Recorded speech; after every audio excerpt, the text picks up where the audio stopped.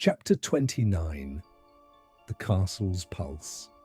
Dylan clutched the rusted axe, its chipped blade a faint comfort in the cursed castle's suffocating gloom, his torch casting jittery shadows that seemed to writhe with their own intent. The sorcerer's note burned in his mind. Zombies, born of a demon's wrath, shambling through these halls, their rotting flesh and spilling guts a grotesque mockery of life, immune to all but grave marrow's edge. His scars itched, a faint pulse, but his concussion warped every creak into a growl, every flicker into a claw, the castle's air thick with a sour rot that clung to his throat, whispering, "You're not alone." The scratching was closer now, a slow, deliberate drag of metal on stone, echoing from the corridor beyond the chamber.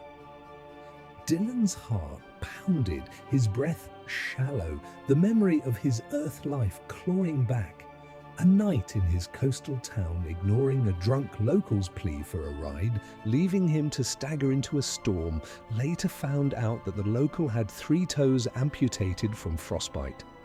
The guilt fueled his anger, not self-loathing, but a fierce need to survive, to be better, to find Ver, Liz, and Arla. He crept toward the door, torch low, axe raised, each step a battle against the dread twisting his gut. The castle felt alive, its walls pulsing faintly, as if the demon's curse had woven itself into the stone, watching, waiting. He thought about the non-stop series of horrific events that had befallen him since he woke up in Erindor, wondering when it would end. He peered into the corridor, its length shrouded in darkness, broken only by slivers of violet light seeping through cracked windows.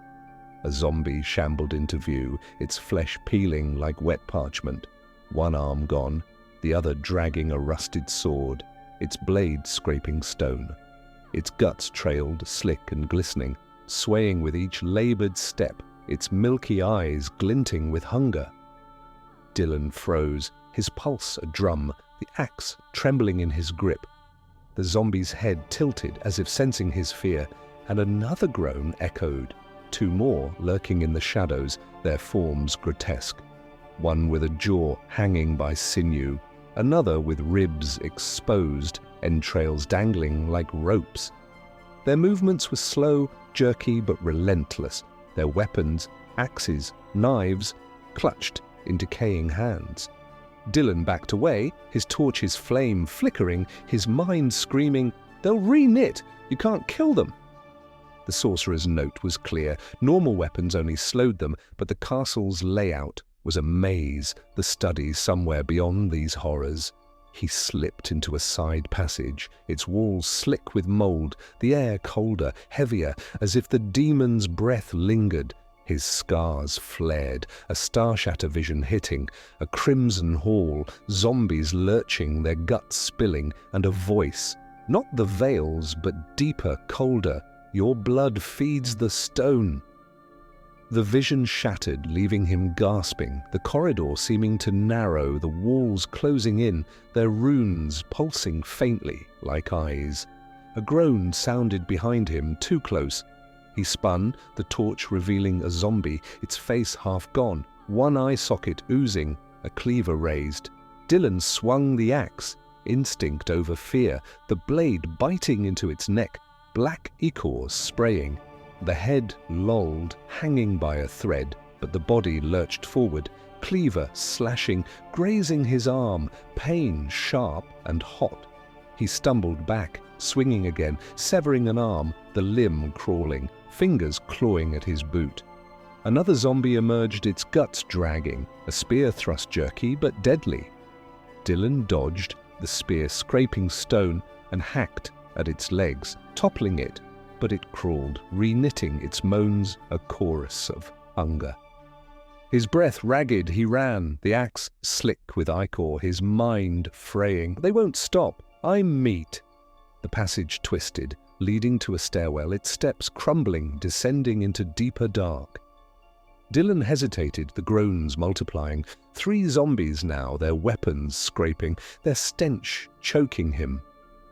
The castle's pulse grew louder, a thud in his chest, as if it fed on his fear, the demon's curse alive in every stone. He bolted down the stairs, torch guttering, and burst into a wider hall, its ceiling vaulted, tapestries shredded, depicting knights devoured by shadows. A zombie lunged from an alcove, its axe swinging, and Dylan ducked, the blade sparking against stone. He swung his axe, cleaving its torso, guts spilling in a wet heap, but it staggered on, re-knitting, its milky eyes locked on him. Another joined, a knife in its skeletal hand, and Dylan's swing took its arm, the limb writhing on the floor. He ran, heart pounding, barely escaping, the zombie's groans a relentless tide. His scars burned, the castle's air heavier, the walls seeming to whisper, "You can't flee." His concussion twisted sounds. Groans became his mother's voice, pleading, accusing, "Why didn't you help?"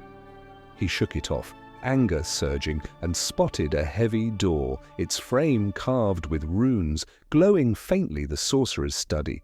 He shoved through, the door slamming shut, muffling the groans, and collapsed against it, gasping, his body a wreck.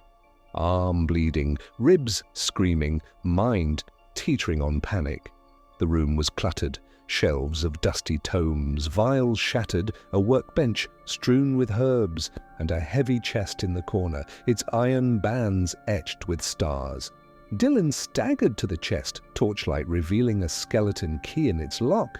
He turned it, the lid creaking open, revealing treasures, 3 vials of glowing blue potion, a short sword, grave marrow, its blade shimmering with a dark, hungry light, and leather armor, too large, its surface etched with glowing runes. A rolled parchment lay beside it, a map of the castle, its lines showing an underground tunnel leading out, far from the Vale's reach. Dylan drank a potion, its taste like honey and lightning, and warmth flooded him. His wounds sealed, his hunger faded, energy surging as if he'd slept 8 hours. He donned the armor, expecting it to sag, but it shifted, magically molding to his frame, its runes pulsing in time with his scars. He gripped grave marrow, its weight perfect, though a chill ran through him, its curse unknown to him, whispering of murder and visions if used on the living.